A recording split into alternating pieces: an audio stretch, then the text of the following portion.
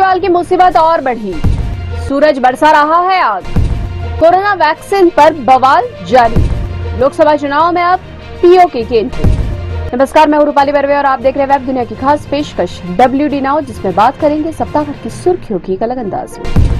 दिल्ली के मुख्यमंत्री अरविंद केजरीवाल को भले ही सुप्रीम कोर्ट से अंतरिम जमानत मिल गई हो, लेकिन उनकी मुश्किलें कम होने का नाम नहीं ले रही है। आबकारी घोटाले से जुड़े मामले में ईडी ने विशेष अदालत में केजरीवाल के खिलाफ आरोप पत्र दाखिल किया है। साथ ही आम आदमी पार्टी को भी आरोपी बनाया है। दूसरी ओर आम आदमी पार्टी की राज्यसभा सांसद स्वाति मालीवाल ने केजरीवाल और पार्टी दोनों की मुश्किल बढ़ा दी है। स्वाति ने पुलिस में शिकायत दर्ज कराई है कि सीएम निवास में केजरीवाल के पीए विभव कुमार ने उनके साथ मारपीट की। कुमार ने 7-8 थप्पड़ मारे, उन्हें लात भी मारी।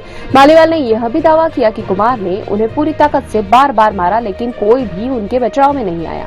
स्वाति ने कोर्ट में अपना बयान दर्ज कराया है। स्वाति ने कहा है कि यह मेरे लिए मुश्किल वक्त है। इस बीच पुलिस ने विभव कुमार को गिरफ्तार कर लिया है। मालीवाल ने एक्स पर एक पोस्ट में कहा कि पार्टी में कल आए नेताओं ने 20 साल पुरानी कार्यकर्ताओं को भाजपा का एजेंट बता दिया।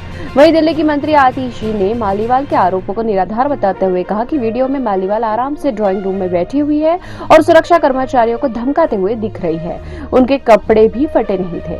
मालीवाल ने कुमार को धक्का दिया और मुख्यमंत्री निवास के आवासीय हिस्से में घुसने की कोशिश की। उन्होंने यह भी सवाल उठाया कि मालीवाल द्वारा सुबह सुबह बिना पूर्व समय लिए मुख्यमंत्री आवास में जबरन घुसने के पीछे क्या कारण था।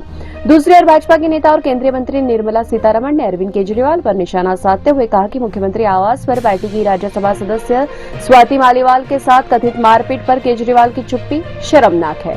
उन्होंने कहा कि घटना के बारे में बात करना है उस व्यक्ति को दंडित करना तो दूर, केजरीवाल आरोपी के साथ घूमते हुए दिखाई दे रहे हैं। यह बेहद शर्मनाक है कि दिल्ली महिला आयोग की पूर्व प्रमुख और एक महिला सांसद के साथ इस तरह का व्यवहार किया गया।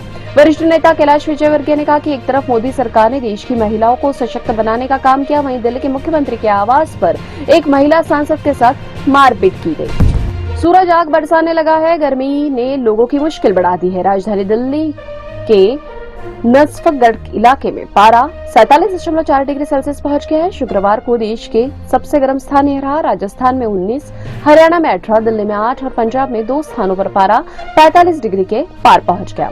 ताजनगरी आगरा में तापमान 46.9 डिग्री दर्ज किया गया। मध्य प्रदेश में ग्वालियर सबसे गर्म रहा। मौसम विभाग की माने तो अगले 5 दिनों के दौरान उत्तर पश्चिम भारत के मैदानी इलाकों में लू जारी रहने की आशंका है। लू की स्थिति तब मानी जाती है जब मैदानी इलाकों में अधिकतम तापमान कम से कम 40 डिग्री सेल्सियस, तटीय क्षेत्रों में 37 डिग्री और पहाड़ी क्षेत्रों में 30 डिग्री सेल्सियस तक पहुंच जाता है और सामान्य से कम 4.5 डिग्री सेल्सियस ज्यादा होता है। मौसम विभाग ने चेतावनी दी कि 18 से 21 मई के दौरान राजस्थान, पंजाब, हरियाणा और दिल्ली के कुछ हिस्सों में भीषण लू की स्थिति होने के आसार है। शनिवार से पूर्वी और मध्य भारत में लू चल सकती है। हरियाणा, पंजाब, पूर्वी राजस्थान, दिल्ली, उत्तर प्रदेश, बिहार और गुजरात के लिए ऑरेंज अलर्ट जारी किया है। दूसरी ओर धरती का तापमान भी लगातार बढ़ रहा है। एक रिपोर्ट के मुताबिक वैश्विक औसत तापमान जनवरी में पहली बार पूरे वर्ष की 1.5 डिग्री सेल्सियस की सीमा को पार कर गया। वायुमंडल में ग्रीन हाउस गैसों की तेजी से बढ़ती सांद्रता के कारण पृथ्वी की वैश्विक सतह का तापमान 1850 से 1900 के औसत की तुलना में सब पहले ही लगभग 1.15 डिग्री सेल्सियस बढ़ चुका है। माना जा रहा है कि इस तापमान वृद्धि के कारण दुनिया भर में रिकॉर्ड सूखा, जंगलों में आग और बाढ़ जैसी घटनाएं देखी जा रही है। जर्मनी के Potsdam institute for climate impact research के वैज्ञानिकों द्वारा हाल ही में किए गए एक अध्ययन के अनुसार जलवायु घटनाओं के प्रभाव से वैश्विक अर्थव्यवस्था को 2049 तक प्रतिवर्ष लगभग 380 खरब अमेरिकी डॉलर का नुकसान हो सकता है। कोरोना महामारी के करीब 4 साल बाद एस्ट्राजेनेका ने ब्रिटेन की एक अदालत में माना है कि उनकी कोविड वैक्सीन कोविशील्ड और वैक्सजेविरिया लोगों में दुर्लभ दुष्प्रभाव पैदा कर सकती है। एस्ट्राजेनेका ने स्वीकार किया कि वैक्सीन लोगों में खून के थक्के जमने समेत कई दुष्प्रभाव पैदा कर सकती है। यह हार्ट अटैक, ब्रेन स्ट्रोक और प्लेटलेट्स गिरने के कारण भी बन सकती है। कोविशील्ड के बाद अब भारत में विकसित भारत बायोटेक कंपनी की कोवैक्सीन के साइड इफेक्ट्स को लेकर भी DHU की एक रिपोर्ट आई है। इसमें दावा किया गया है कि इस वैक्सीन को लगवाने के करीब 1 साल बाद तक कई लोगों में इसके साइड इफेक्ट्स देखे गए। इससे सबसे ज्यादा प्रभावित किशोर लड़कियां थी। कुछ साइड इफेक्ट्स बेहद गंभीर किस्म के थे। हालांकि BHU के ही साइंटिस्ट प्रोफेसर ज्ञानेश्वर चौबे ने वेब दुनिया को बताया कि कोवैक्सीन को लेकर जो रिसर्च सामने आई है उसमें वैक्सीन के साइड इफेक्ट्स की फ्रीक्वेंसी काफी हाई है, जो अलार्मिंग साइन है। रिसर्च के मुताबिक वैक्सीन के चलते 19 वर्ष से कम उम्र के लोगों में 48% और वयस्क लोगों में 43% लोगों को अपर रेस्पिरेटरी ट्रैक्ट इन्फेक्शंस देखा गया, जो बहुत हाई है। हालांकि उन्होंने यह भी कहा कि रिसर्च का पूरा पेपर उपलब्ध नहीं है। ऐसे में शोधकर्ताओं को सामने आकर अपने शोध के हर पहलू को लोगों को बताना चाहिए, जिससे किसी भी प्रकार का भ्रम न फैले। चौबे ने कहा कि मेरा अनुमान है कि आने वाले समय और भी रिसर्च सामने आएंगी जो वैक्सीन के बारे में स्थिति को साफ करेंगी। हम इस सब के बावजूद इन रिपोर्टों ने वैक्सीन लगवाने वालों की चिंता तो बढ़ा ही दी। लोकसभा चुनाव के 4 चरण संपन्न हो चुके हैं और 20 मई को 5वां चरण संपन्न हो जाएगा। 7वें चरण के मतदान के बाद 4 जून को परिणाम भी सामने आ जाएंगे। पक्ष और विपक्ष लगातार एक दूसरे के खिलाफ हमलावर बने हुए हैं। इस बार मंगलसूत्र का मुद्दा गायब है। कांग्रेस बेरोजगारी के मुद्दे को लगातार उठा रही है। वहीं भाजपा कांग्रेस के घोषणा पत्र के साथ ही राम मंदिर मामले में कांग्रेस पर निशाना साध रही है। 5वें चरण में पीओके मुद्दा भी हावी रहा। पाकिस्तान को चूड़ियां पहनाने की बात भी सामने आई। प्रधानमंत्री नरेंद्र मोदी ने कहा कि कांग्रेस और समाजवादी पार्टी सत्ता में आई तो राम मंदिर पर बुलडोजर चलाएगी।